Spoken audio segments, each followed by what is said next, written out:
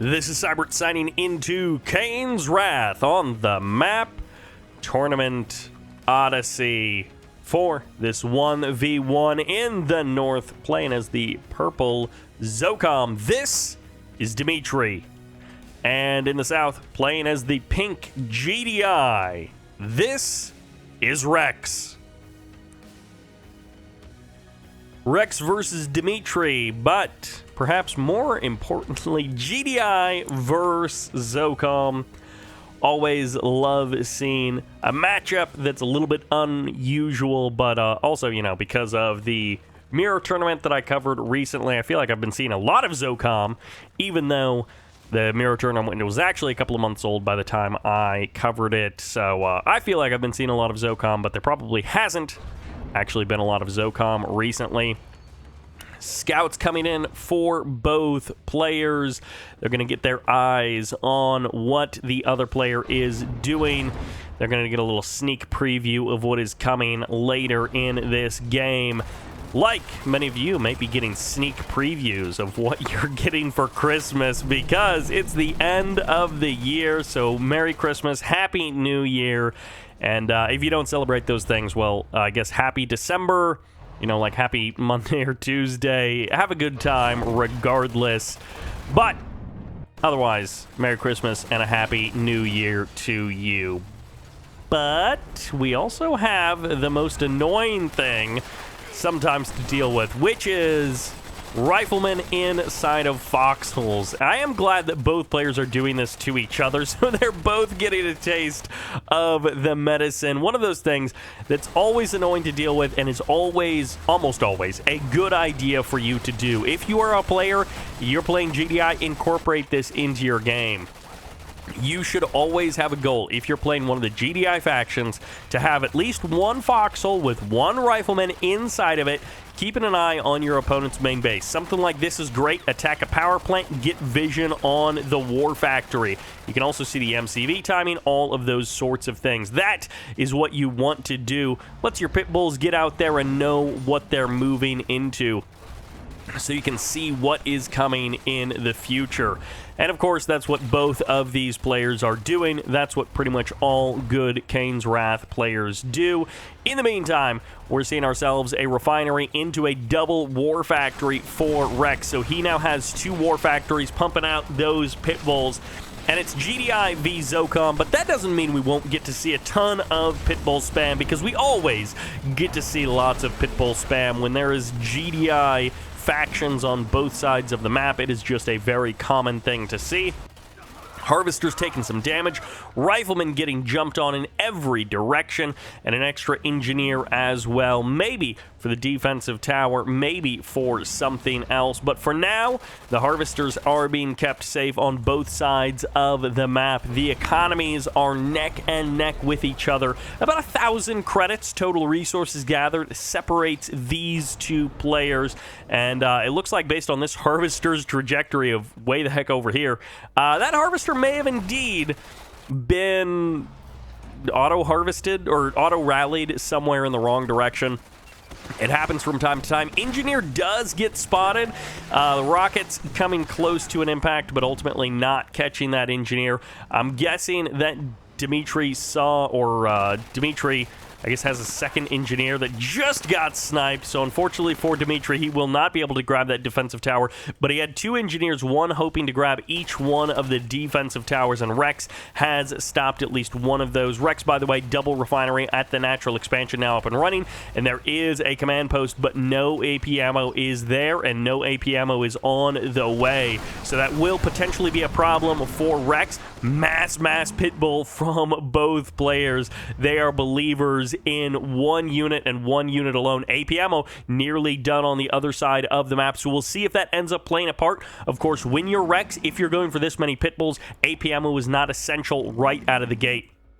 But most of the time, in most players' games, you do want that AP ammo eventually. Mortars, though, it looks like are about to finish up for Rex. So prioritizing mortars when you've got this many pit bulls, I can definitely see the logic in it. He should be finishing up mortars very, very soon here for the next engagement. He should have them as soon as these two groups of pit bulls meet.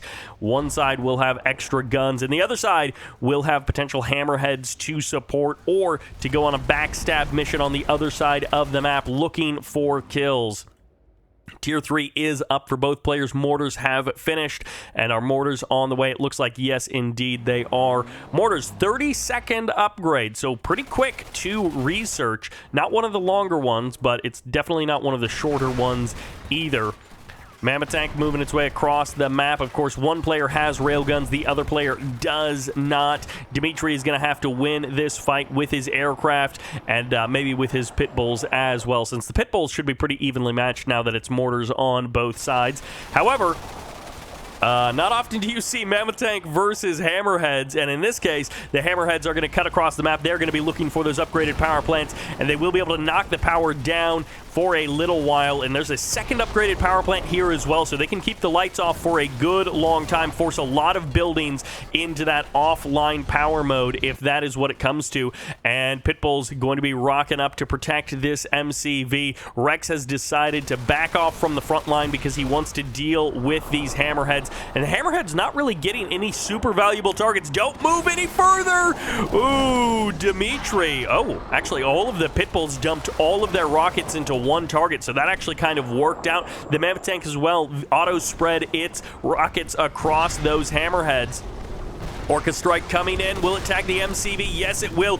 Big damage from the Zocom Orca Strike of Dimitri. He's going to be able to put some damage out onto that MCV, but he's going to be taking some damage back at home. Triple Mammoth Tank rolls up to his base, and of course that tech center is offline, so no railguns for these mammoths. Hammerheads and Pitbulls going to be doing a bit of a dance on the north side of the map, trying to stop Rex from expanding up to that high ground, but at the same time, it's going to be mass rockets in the main base of Dimitri to push back these mammoths.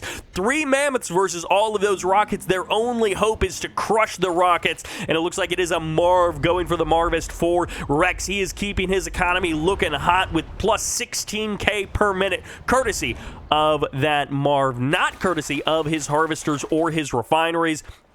The lights are finally back on for Rex, perhaps selling off a few structures, building a few units as well, and the Marv is now out on the field for Dimitri as well. He has got himself some Zone Raiders inside of this Marv. He is going to be looking good with those Zone Raiders popping shots from inside of that Marv, and Tier 3 gets sniped! No railguns for a long, long time for Rex. He is going to have to survive this game without them, and it is Pitbulls and Hammerheads. Not a common unit composition, but I am loving that we get to see it here. It is fast and agile. It can go just about anywhere on this map and escape almost anywhere on this map. Hammerheads and Pitbulls going to be escaping from here, and they're going to find themselves a Marv over here on the right side. Mammoth Tank's moving back into position, but this is a lot of rockets looking to catch up with these mammoths. They've got themselves some Tib field suits. They're looking to rank up. They're going golden as they kill off that Mammoth Tank, and this Marv looking for targets on the right side of the map. Everyone's trying to avoid the Marv. They've got their paths to run, and this one Pitbull is going to be eliminated as he sacrifices himself. Well, not really. He was just a slow mover in general. One harvester auto-harvesting to the top side of the map, and it looks like Rex has been pushed away from that high ground. He is back down onto the low ground. Dimitri and Rex, the map has turned into a little bit of chaos, but of course they both got a Marv, which means they can both sustain themselves for quite some time, and sometimes the ideal Marv setup is all power, and sometimes it's all healing, but oftentimes the split 2 zone units and 2 engineers is the best combination. That is what Dimitri has gone with here. Both players have quite healthy armies, pretty massive numbers reaching up to the 70s and 60s in terms of total units. Of course, a decent chunk of that is infantry, which is why you see Rex responding with these APCs. They can fill dual purpose roles, anti-air and anti-infantry as well. Mortar's getting some good shots off. A number of these APCs very low on health. Okay, that one will go down. I was going to say they not quite getting eliminated, but, well, one of them did go down. Watchtower is here. AP ammo going to be giving a little bit of extra firepower to defeat this Marv. And for the current moment, the Marv does just back off. Rex, he has not actually gone up to the high ground with a real expansion, and this one foxhole is still giving a bit of vision for Dimitri, who has expanded to the high ground. One refinery is online. Second refinery comes up now. Rex, he has had pretty good income courtesy of his Marv, but it is not going to last forever. He needs a real expansion under his control sooner or later. He's got these mammoth tanks. He's got a war factory, so, okay, there's the MCB there. He hasn't gone back up to Tier 3, it looks like, so still no railguns on the field. That is a huge benefit to Dimitri. It means those mammoth tanks just don't have that extra firepower. But, of course, because the Tier 3 was also sniped, there are no more mammoth tanks being produced. Mass APC, mass Pitbull now moving up to the high ground, and this is going to be more than enough units to overwhelm. One Sonic Emitter, if it gets some good shots off, can make this a very costly engagement for Rex. He will take a lot of damage, but no, the shots are not amazing. The splash damage is good, but it's not stopping this wave of pink as it washes over Dimitri's base. And you have to give it to Rex. He has produced an insane number of units, and he is going to be able to kill the harvesters, kill the refineries, and a Sonic Emitter will get a couple of good shots off here. One more. No, he doesn't get that extra shot off. There are so many low health units in this army of Rex, but they are surviving for now. Both of the refineries get taken out. And once again, both of these players extremely even on health. I have no idea how this fight would go. All of these APCs, all of these Pitbulls versus a Marv with double Zone Raiders inside of it.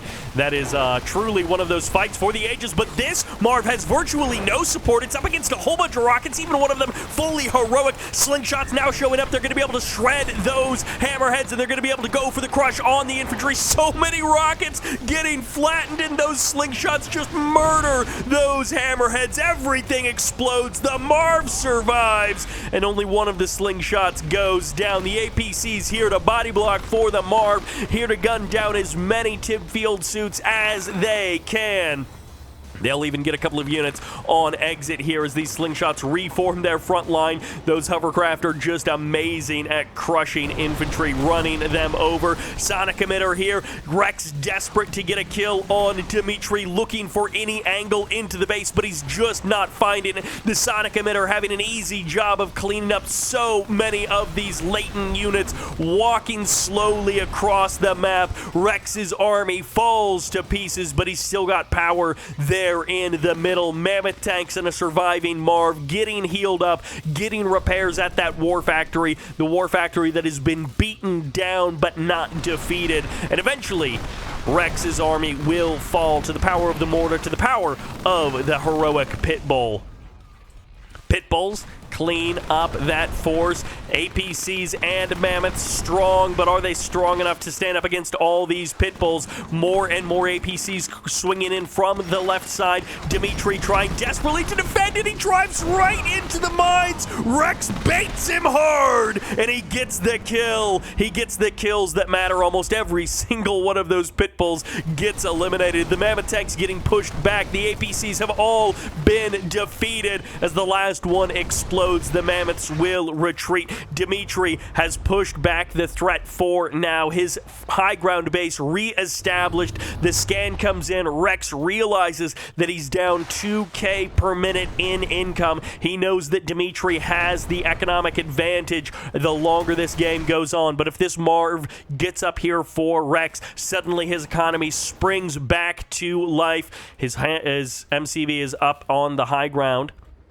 His Marv is in the middle. EMP is going to be grabbed. It's going to be a triple engineer Marv with only one zone trooper inside of it. And this Marv will be able to heal up, but it will not be harvesting. So Rex knows that he needs to get some income on the board. Otherwise, he will not be able to outlast Dimitri. Dimitri probably has another 2 minutes of harvesting before he has eaten all of his fields. Once again, these rocket troopers from Dimitri pumping out a huge amount of damage.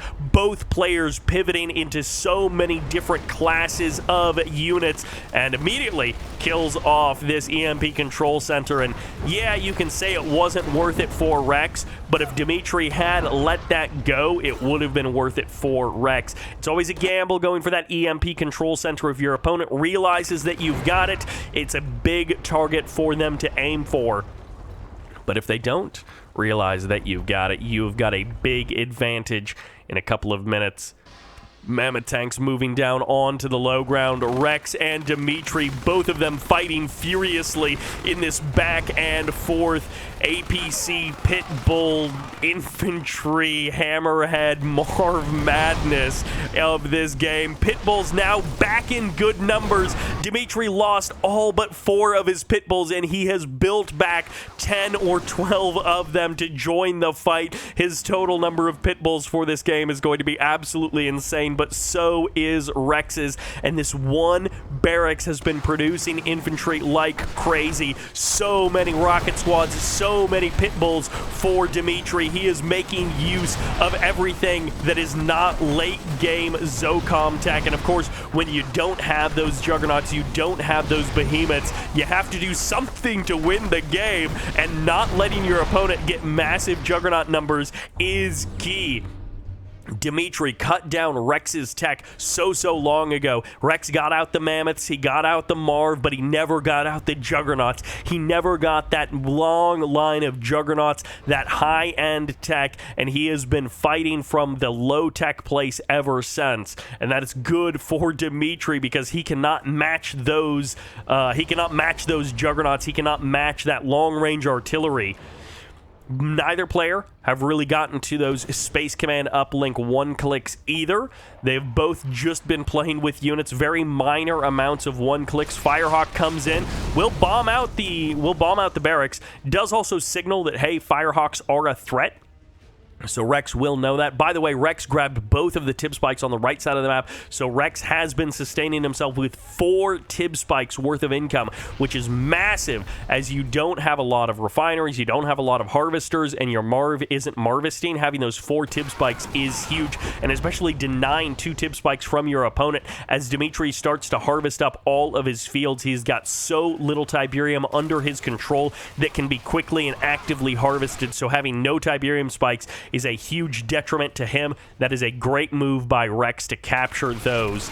A well-placed couple of engineers has really bought a huge advantage for Rex over time. And Dimitri either needs to capture these back or kill them off. Either one is a good option. If he captures them back, then he has the option of reclaiming that income. The hero Pitbull has survived, and once again, 4 Pitbulls survive that moment. I was watching that 5th Pitbull. I was like, man, if that Marv doesn't kill that 5th Pitbull, I'm going to look like a big dummy. But that's okay because the APCs are shredding the rockets. There might be too many rockets as they pump missile after missile into these APCs. The Pred tanks not going for the crush might be a missed opportunity. On the right side, it's going to be a massive infantry army moving in on Rex. Dimitri is not going down without a fight, and he is shutting down the only active income of Rex.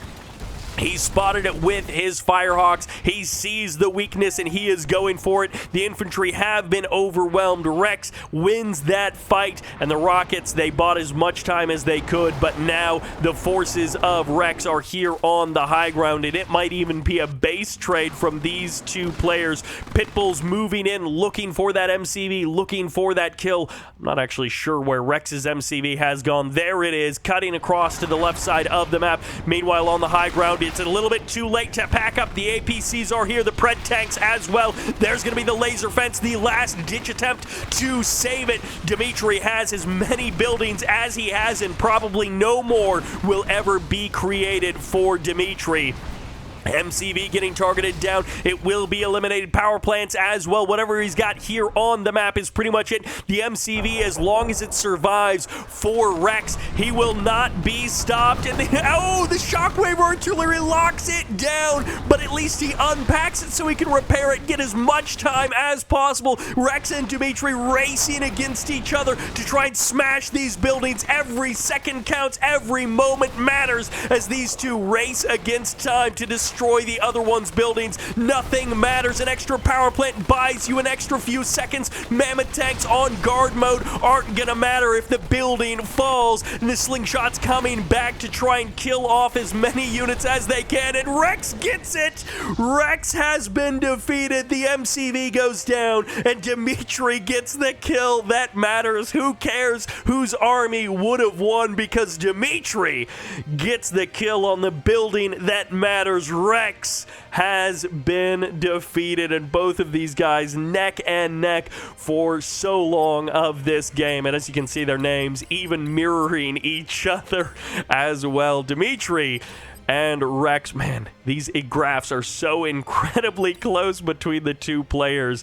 But in the end, that last building kill is the one that mattered. On the other side of the map, if Rex had killed like the power plant and refinery, whatever those last two buildings were that mattered, that would have been it. They both were so close to victory, and that will do it for this game. Thank you all very much for watching. I hope you enjoyed it, and this is Sybert signing out.